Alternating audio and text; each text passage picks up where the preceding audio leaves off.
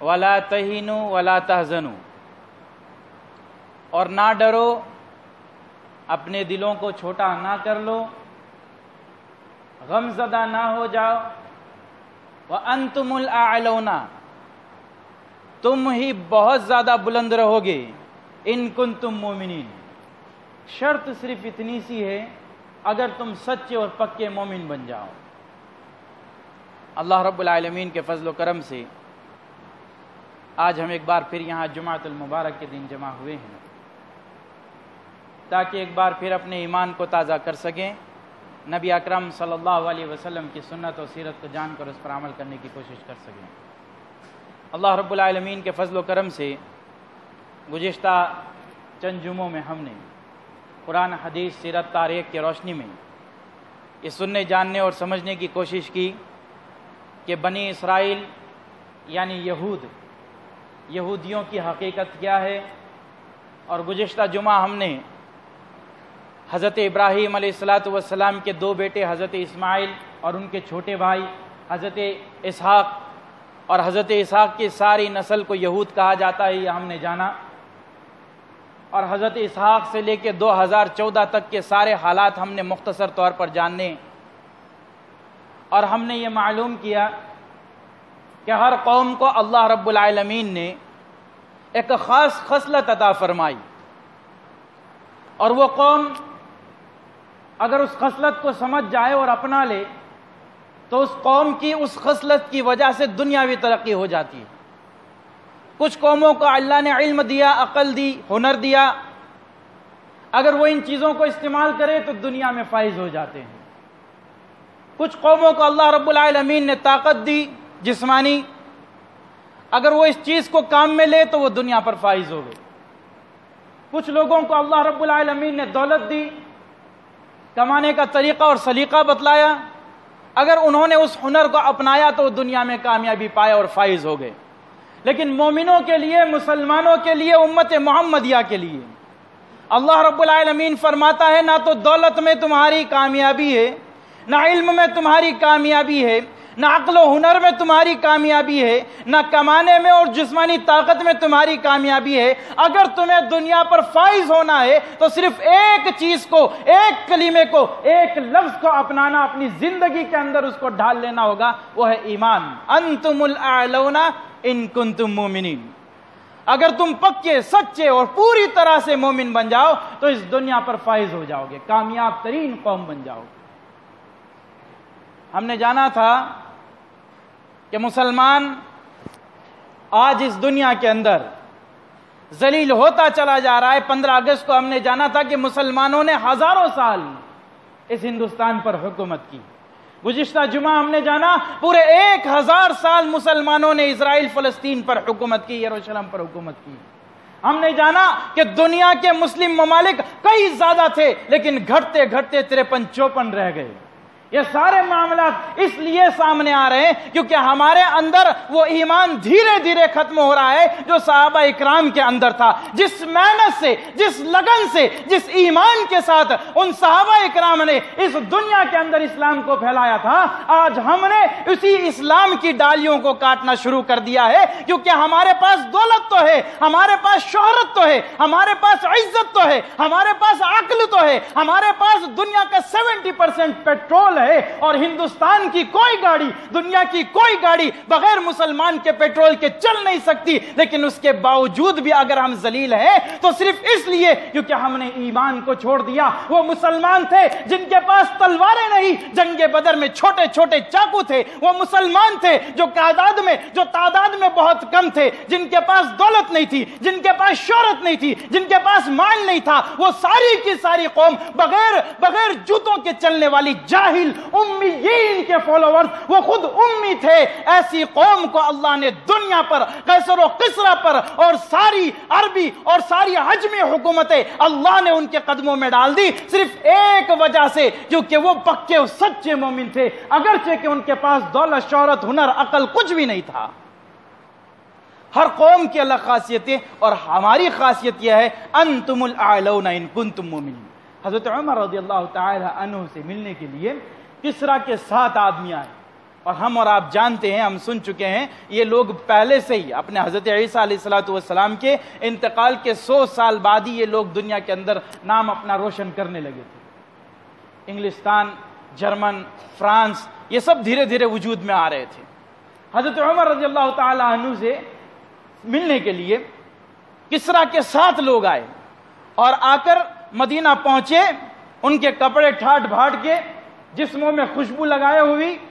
سروں پر ٹوپیاں پہنی ہوئی انگریزوں کی، اور وہ آئے اور صحابہ اکرام سے کہنے لگے ہمیں آپ کے خلیفہ کا محل بتلاؤ، کہاں ہیں آپ کے خلیفہ، رہتے کہاں ہیں، ان کا قصر کہاں ہے، ان کا فورٹ کہاں ہے، بتاؤ ہمیں۔ صحابہ اکرام کے چہروں پر مسکان آ گئی، وہ مسکرانے لگے اور کہا محل، ہمارے خلیفہ کا محل، یہ دیکھو سامنے اس گلی میں، جیسے ہی آپ دائیں جانب مڑو گے اس کا سب سے کارنر والا جو گھر ہوگا ایک جھونپڑی سا بنا ہوا ہے، اس کے اوپر جو چھت بنی ہوئی ہے وہ مٹی کے اندر جانوروں کے چھوٹے اور موٹے بال ڈال کر، تاکہ بارش میں وہ ان کے چہروں پر سوتے ہوئے گر نہ جائے، ایسی چھت جو مٹی کے گالوں سے اور کچی مٹی سے بنے ہوئے مکان ہے، جائے اور اسی کو دیکھ لے، وہی ہمارے خلیفہ کا محل ہے۔ جب وہ گئے اور دروازہ نوک کیا، اندر سے عبداللہ باہر نکلے، پوچھا کیا ہے، کہا ہم کسریٰ کے سفیر ہیں اور ہمیں ملنا ہے آپ کے فادر، آپ کے والد۔ کہا چلو میں لے چلتا ہوں۔ اور جب وہ گئے، محمد صلی اللہ علیہ وسلم کے یہ خلیفۃ المسلمین حضرت عمر رضی اللہ تعالیٰ عنہ مسجد کے اندر لیٹے ہوئے تھے، دائیں جانب کروٹ میں لیٹے ہوئے تھے۔ وہ سارے لوگ آئے اور دور سے دیکھ کر حیرت کرنے لگے، یہ ایسا ان کا خلیفہ جس نے عجم پر حکومت کی، جس نے عرب پر حکومت کی، جس نے ساری دنیا کے دلوں میں دہشت بٹھا دی، ایسا عظیم و شان بادشاہ اپنے گھر کو، وہ بھی جھونپڑی کو چھوڑ کے مسجد کے اندر عبادت کرتے کرتے تھک گیا اور لیٹ گیا۔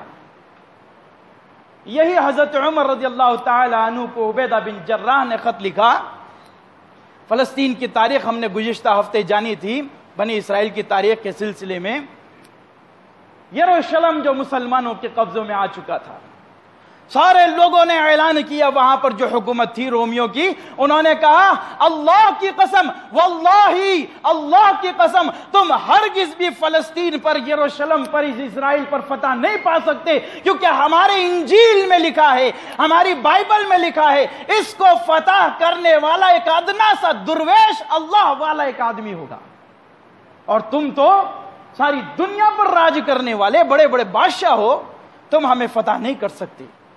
ہماری بائبل جھوٹی ہو جائے گی اگر تم نے فتح کر لیا۔ حضرت عبیدہ بن جراح رضی اللہ تعالیٰ عنہ نے حضرت عمر کو خط لکھا، اور خط کے جواب میں تھا حضرت عمر رضی اللہ تعالیٰ عنہ کا فلسطین پہنچنا۔ ایک اونٹ انہوں نے لیا اور گھوڑے کی نکیل، اس اونٹ کی نکیل غلام کو پکڑائی اور اس پہ خود سوار ہو گئے، اور کوئی ساتھ میں نہیں تھا، اور کہا چلو فلسطین کی طرف روانہ ہو جاؤ۔ جب تھوڑی دیر آگے بڑھے، نیچے اتر گئے حضرت عمر رضی اللہ تعالیٰ عنہ، اور غلام سے کہا تم بیٹھ جاؤ۔ کہا خلیفہ میں کیسے بیٹھ جاؤں، میں تو تمہارا غلام ہوں۔ کہا نہیں نہیں، یہ ہماری ٹن بٹن بیٹھنا ہوگا، یہ ہاری باری ہم بیٹھیں گے۔ اللہ رب العالمین کے یہ خلیفۃ الارض، اللہ نے جن کو زمین کے لیے خلیفہ چنا ہے، یہ واقعی ایسے انسان تھے، واقعی ایسے مومن تھے۔ یہ جب آگے بڑھے اور جب فلسطین کے دروازے میں داخل ہونے تھے، اور جب باری غلام کی تھی، تو غلام نے کہا نہیں میں نہیں بیٹھوں گا، آپ کو بیٹھنا ہوگا، کیونکہ دروازہ فلسطین آ چکا ہے۔ کہا نہیں نہیں، تم غلام ہو تو کیا ہوا، اگر میں نے انصاف نہیں کیا تو اللہ کے پاس میں کیا جواب دوں گا، اور اللہ کے سامنے کون سا چہرہ لے کر حاضر ہوں گا کہ باری تمہاری تھی اور میں اپنی شان کو آگے رکھتے ہوئے اونٹ پر بیٹھ گیا۔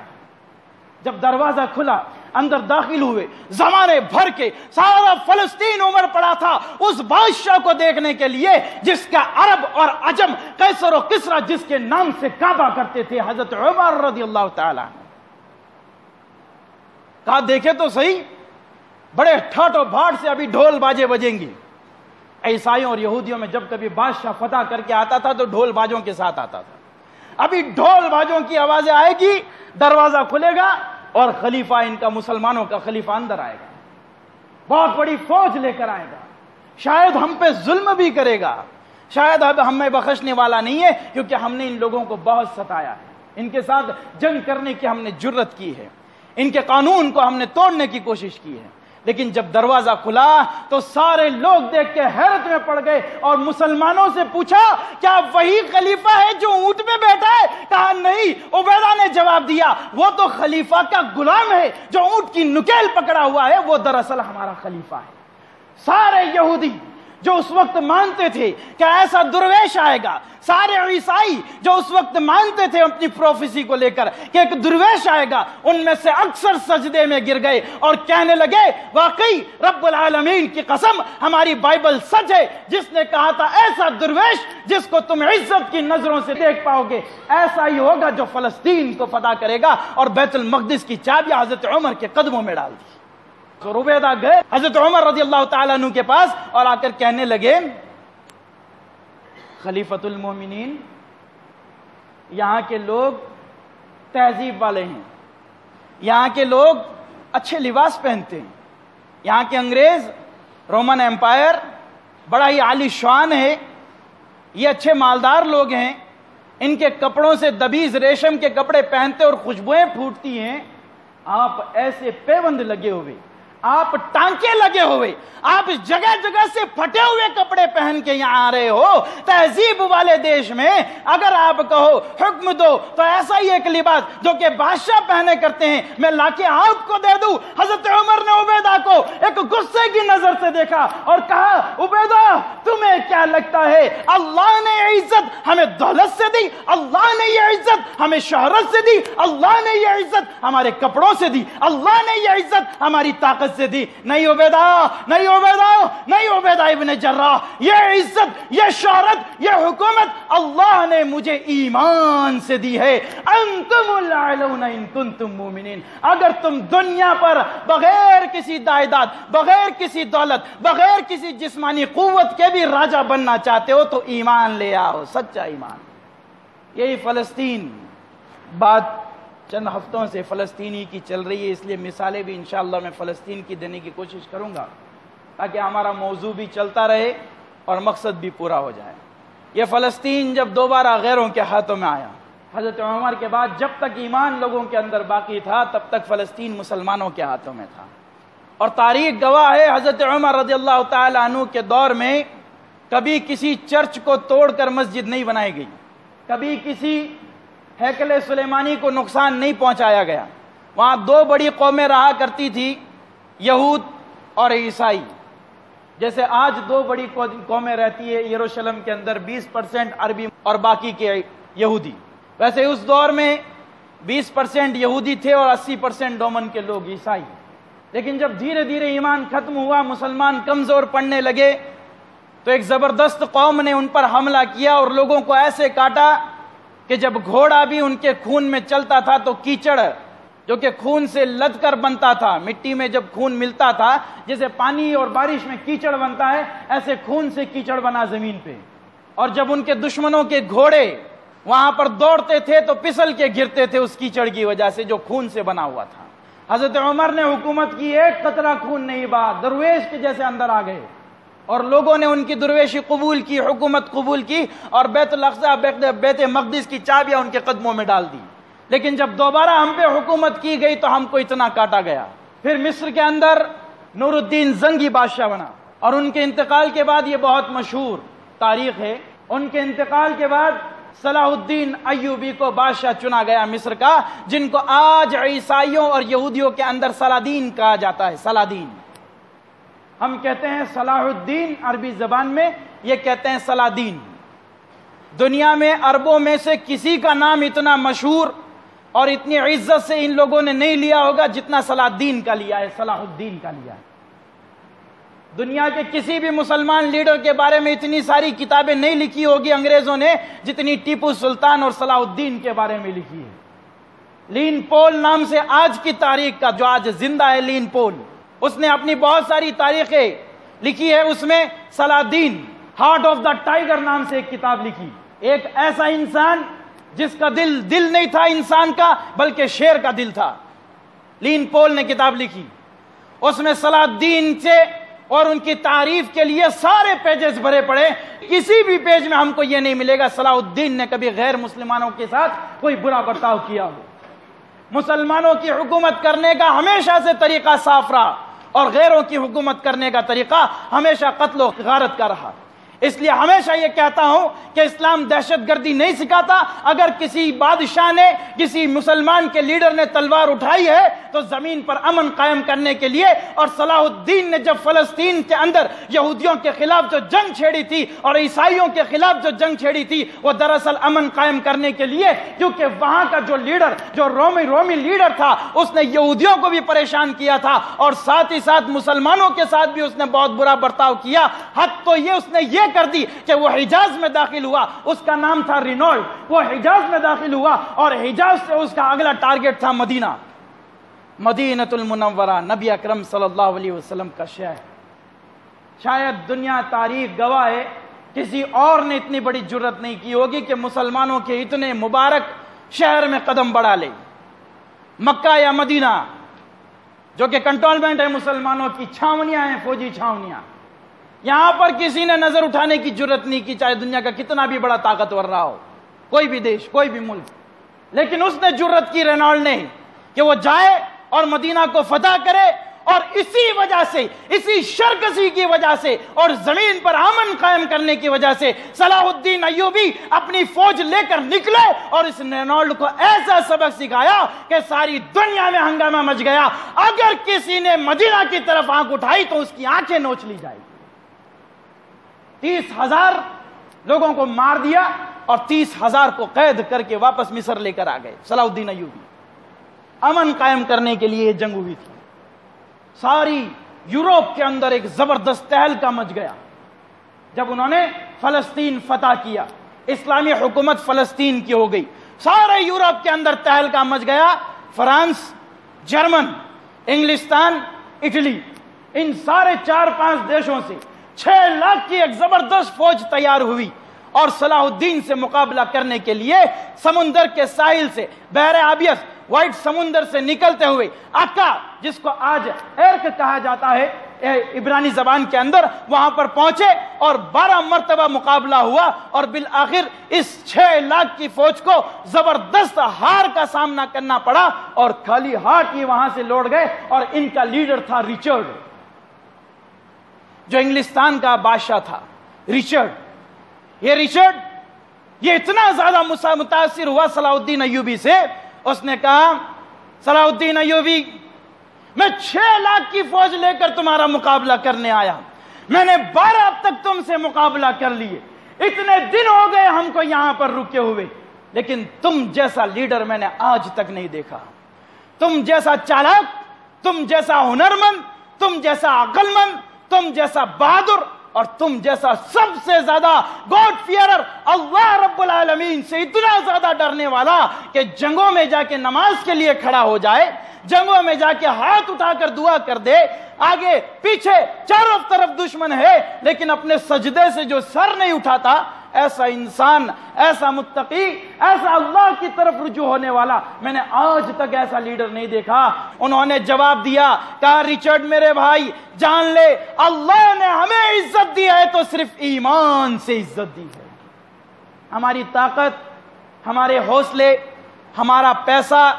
ہمارا علم ہمارے کام نہیں آئے گا۔ ہمیں طاقت دے گا تو صرف اور صرف ہمارا ایمان، اور اسی وجہ سے ہم دنیا کی بلند ترین قوم بن سکتے ہیں، اور یہ سپنا اسی وقت ہمارا ساکار ہوگا، ورنہ ہم اسی طرح ذلیل رہیں گے۔ رچرڈ جب واپس انگلستان پہنچا تو اس نے جو شرط یہاں پر لگائی تھی، اس میں سے ایک شرط تھی فلسطین کی حکومت صلاح الدین ایوبی کے پاس رہے گی، بیت المقدس مسلمانوں کے پاس رہے گا، لیکن انگلستان، پورے یورپ سے جو بھی زائرین، جو بھی ٹورسٹ آتے ہیں، کیونکہ ہم اور آپ جانتے ہیں بیتھلیم حضرت عیسیٰ علیہ السلام کے پیدا ہونے کی جگہ فلسطین میں، یہودیوں کے حضرت موسیٰ علیہ السلام، حضرت سلیمان، حضرت داؤد، حضرت ابراہیم اور زیادہ تر انبیاء علیہ السلام کی قبریں وہ لوگ مانتے ہیں کہ ہمارے فلسطین میں۔ تو بیت مقدس جہاں پر موجود ہے فلسطین، وہ ان کے لیے مقدس جگہ ہے، کیونکہ یہودیوں کی بھی نشانیاں وہاں پر ہیں اور عیسائیوں کے، ان کے خدا کے پیدا ہونے کی سب سے بڑی جگہ وہاں پر بیتھلیم موجود ہے، جہاں پر وہ پیدا ہوئے، ان کا ماننا ہے کہ وہ ہمارے خدا ہیں۔ تو بہرحال ایسی مقدس جگہوں کو دیکھنے کے لیے یورپ سے خوب لوگ آتے تھے، حتیٰ کہ رچرڈ خود پریشان ہو گیا کہ اتنے لوگ آ رہے ہیں، اتنے لوگ وہاں پر جاتے ہیں، اتنے لوگوں کو سنبھالنا انگلستان کی حکومت کے لیے بہت مشکل ہو گیا ہے، تو صلاح الدین ایوبی کو خط لکھا کہ میری اجازت کے بغیر اگر کوئی بھی آتا ہے، میرے سگنیچر کے بغیر اگر کوئی بھی آتا ہے تو اسے فلسطین میں داخل نہ ہونے دیا جائے۔ صلاح الدین ایوبی وہ مسلمان بادشاہ تھے جنہوں نے زمین پر امن قائم کیا۔ انہوں نے واپس ریچرڈ کو جواب لکھا، ریچرڈ میرے بھائی، مائی برادر ریچرڈ، تمہیں یہ پتہ ہونا چاہیے لوگ انگلستان سے، یورپ سے، اتنے دور دور سے اپنے مقدس جگہوں کو دیکھنے کے لیے آتے ہیں، میں ان کو نہیں روک سکتا۔ یہ مسلمان دراصل ایسے لیڈر ہوا کرتے تھے اس زمانے میں، اور ہم کیا کرتے ہیں؟ ہم مندر توڑو، چرچ توڑو، گردوارے توڑو، یہ توڑتے توڑتے ہی ہم برباد ہوئے، اور اسی کا نتیجہ تھا کہ لوگوں نے ہماری مسجدیں توڑی۔ ہم نے پہلے اپنے پاؤں پہ کلاڑیاں ماری، اب دوسرا جب ہمارے سر پہ کلاڑی مارتا ہے تو ہمیں رونا آتا ہے۔ پہلے تم نے ان کی عبادت گاہوں کی بے حرمتی کیوں کی،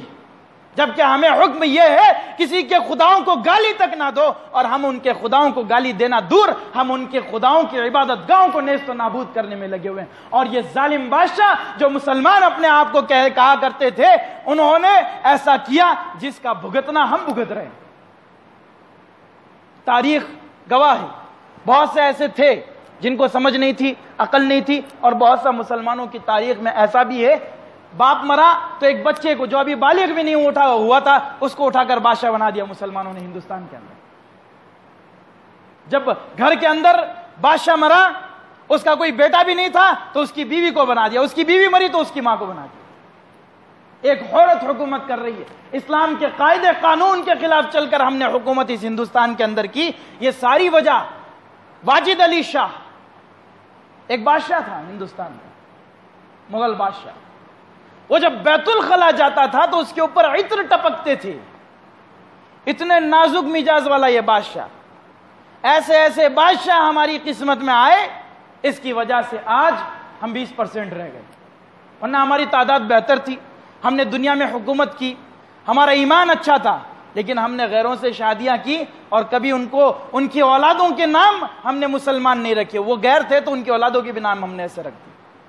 یہ مسلمانوں پہ بہت ساری ایسی مصیبتیں آئی، ایسی چیزیں ہماری تاریخ ہمارے پاس ہیں، پڑھے سمجھے جانے تو پتہ چلے گا ہم کیوں آج بچھڑتے چلے جا رہے ہیں، اور کیوں مسلمان تعداد میں زیادہ تو ہو رہا ہے لیکن ایسے ہی کمزور ہوتا چلا جا رہا ہے۔ تو بہرحال صلاح الدین ایوبی نے فلسطین پر جب حکومت کی تھی تو کسی بھی طرح کا ایسا کوئی بھی کیس ہمارے سامنے موجود نہیں ہے کہ عیسائیوں کو انہوں نے عبادت سے روکا ہو، یہودیوں کو انہوں نے عبادت سے روکا ہو۔ اس لیے بار بار کہتا ہوں، اسلام امن چاہتا ہے، اسلام دہشت گردی کے خلاف ہے، خلاف ہے، خلاف ہے۔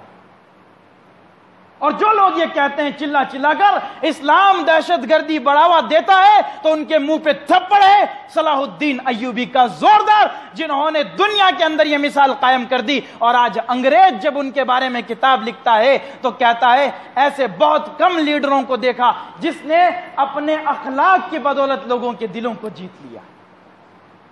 حضرت عمر رضی اللہ تعالیٰ عنہ کی حکومت دیکھیں، حضرت ابو بکر رضی اللہ تعالیٰ عنہ کی حکومت دیکھیں، صلاح الدین ایوبی کی حکومت دیکھیں، جبکہ جزیہ دینے کے لیے غریب عیسائیوں کے پاس پیسہ نہیں ہوتا تھا فلسطین کے اندر، تو صلاح الدین ایوبی اپنی تنخواہ سے ان کا جزیہ حکومت کو ادا کرتے تھے۔ اور ہم غیر ہمارے انڈر میں جو ہیں ان کو ہم ناکارہ سمجھتے ہوئے ان پر ظلم کرنے کی کوشش کرتے ہیں۔ رعایا ایسی ہوتی ہے اور بادشاہ ایسے ہوتے ہیں۔ حضرت عمر رضی اللہ تعالی عنہ نے ایک جگہ پر تقریباً ایران یا عراق کے اندر ایک کھڈا دیکھا، اس کھڈے کو دیکھ کر رونے لگ گئے۔ پوچھا کیوں روتے ہو خلیفۃ المومنین؟ کہا میں کیا جواب دوں گا جب اللہ مجھ سے پوچھے گا یہ تیری حکومت میں تھا، یہ روڈ کا راستہ جہاں سے لوگ گزرتے ہیں یہ تیری حکومت میں تھا، یہاں کھڈا کیسے ہو گیا؟ تیرے انڈر میں تھا، یہ تیری ذمہ داری تھی اس کو درست کرنا، کوئی گر گیا کسی کے لگ گئی، جواب تجھے دینا پڑے گا اے عمر۔ اور آج ہماری حکومت کو دیکھو، اسلامی حکومت کا ہی معاملہ دیکھ لو، غیر اسلامی چھوڑو، ہندوستان کی بات چھوڑو، غیر اسلامی حکومت کو دیکھ لو، اسلامی حکومت کو دیکھ لو، سب کے معاملے ٹیڑے ہیں۔ پھر ہم کہتے ہیں کہ ہم پہ ظلم ہو رہا ہے کیونکہ ہم نے اصل چیز تو چھوڑ ہی دی، انتم الاعلون ان کنتم مومنین۔ ہمارے پاس سب سے بڑا ہتھیار جیتنے کا جو تھا وہ تھا ہمارا اپنا ایمان۔ اگر ہم نے ایمان کو چھوڑ دیا ہے، اگر ہم نے ایمان کو چھوڑ دیا ہے، اللہ پہ توکل کو چھوڑ دیا ہے، اللہ پہ بھروسوں کو چھوڑ دیا ہے، تو یہی ہماری سب سے بڑی ہار ہے۔ ایک بادشاہ آیا ایران، عیسائی بادشاہ، اس نے خالد ابن ولید کو کہا، خالد تمہیں سیف اللہ کہا جاتا ہے اور تم لوگ اتنے نڈر کیوں ہیں؟ تمہارے اندر ڈر نام کی کوئی چیز ہمیں دکھتی نہیں، جبکہ ہم ایسے لوگ ہیں کہ تم تو سادی سادی تلواریں استعمال کرتے ہو ہم کو مارنے کے لیے، ہم پر اٹھانے کے لیے۔ ہم جو تلواریں استعمال کرتے ہیں وہ 21 بار سے زیادہ زہر میں ڈبائی ہوئی ہوتی ہے۔ گرم کرو، زہر میں ڈبا کر ٹھنڈی کرو، پھر گرم کرو، زہر میں ڈبا کر ٹھنڈی کرو، اب وہ اتنی ہو جاتی ہے کہ اس کا کلر ہی ہرا ہو جاتا ہے، اسٹیل کا کلر ہرا ہو جاتا ہے۔ تو خالد ابن ولید تم اتنے لیڈر ہو، تمہیں پتا ہے کہ ہماری تلوار اگر کسی کو چھو بھی لے، گردن کاٹنا تو دور کی بات، اگر ہماری تلوار کسی کو چھو بھی لے تو وہ آدمی ایسے ہی مر جاتا ہے، اور تم بغیر خوف کے ہماری تلواروں سے ڈرے لڑتے ہو، جھڑتے ہو، تمہیں کوئی خوف نہیں۔ کہا کون سا زہر تم کام میں لیتے ہو؟ کہا یہ دیکھو یہ زہر ہے، یہ ہم کام میں لیتے ہیں۔ زہر اٹھایا اور کہا بسم اللہ لا یضر مع اسمہ شیء فی السماء ولا فی الارض، اور اس زہر کو نگل گئے اور ان کے سامنے صحیح سلامت کھڑے تھے۔ یہ دراصل ان کا ایمان تھا۔ ہم اور آپ ٹرائی نہ کریں، ڈونٹ ٹرائی ایٹ ہوم۔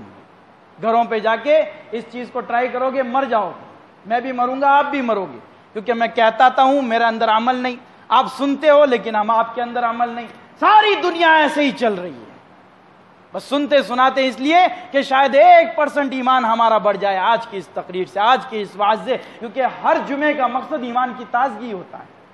ایک دن ہمارا ایمان تازہ ہو جائے اور اسی دن ہم ختم ہو جائے تو شاید ہماری بخشش کے لیے یہی چیز کافی ہو جائے۔ تو ہم اور آپ ان چیزوں کو اس لیے کوشش نہیں کر سکتے کیونکہ ہمیں پتا ہے زہر کھائیں گے تو مر جائیں گے، کیونکہ اتنا بھروسہ ہم کو اللہ پر ہے ہی نہیں جتنا صحابہ اکرام کو دراصل تھا۔ تو جان لے اسلام کی ترقی، مسلمانوں کی ترقی زور آزمائی میں نہیں ہے۔ یہ تو ہے کہ کبھی کبھار جنگیں ہوگی، پروفیسیز کے متعلق جو نبی اکرم صلی اللہ علیہ وسلم نے بشارتیں سنائی ان کے متعلق لوگ آئیں گے، ہمیں مارنے کی کوشش کریں گے لیکن ہم جیتیں گے، تو یہ سب ان لوگوں کے بارے میں ہیں جو حضرت عیسیٰ علیہ السلام کے ساتھ ہوں گے، اور وہ باقاعدہ پکے مومن ہوں گے جو حضرت مہدی کے فالوورز ہوں گے، ہم جیسے اور آپ جیسے نہیں ہوں گے۔ تو یہی لوگ ہوں گے جو کامیاب ترین ہوں گے دنیا میں بھی اور آخرت میں بھی، اور یہی کامیابی کا راز ہے۔ بس یہ جان لے ہر قوم کو اللہ نے ایک خاصیت دی، اس خاصیت کی بدولت وہ دنیا میں کامیاب، میں اخروی دور کی بات نہیں کر رہا ہوں، اخروی آخرت کی بات نہیں کر رہا ہوں، دنیا کی بات کر رہا ہوں۔ ہر قوم نے اللہ نے ایک خاصیت دی، اس خاصیت کی وجہ سے وہ کامیاب ہوئی، اور ہم کو جو خاصیت دی ہے وہ یہی ہے کہ تمہارا ایمان تمہیں بلند بنائے گا۔ ہمارے پاس کچھ بھی نہ ہو، کچھ بھی نہ ہو، دولت شہرت پیسہ کچھ بھی نہ ہو، لیکن ہمیں ایمان کی بدولت ہی کامیابی ملے گی۔ ایسی کچھ اور مثالیں انشاءاللہ ہم جاننے کی کوشش کریں گے اور جانیں گے کہ حج جو موسم انشاءاللہ شروع ہونے والا ہے اس کی فرضیت کے بارے میں، اس کے ارکان کے بارے میں، اور پھر انشاءاللہ بقرعید کا موسم آئے گا اس کے متعلق قرآن و حدیث کی روشنی میں جاننے کی کوشش کریں گے۔ آخر میں اللہ رب العالمین سے دعا ہے کہنے سننے سے عمل کرنے کی توفیق عطا فرمائے۔ وآخر دعوانا الحمدللہ رب العالمین۔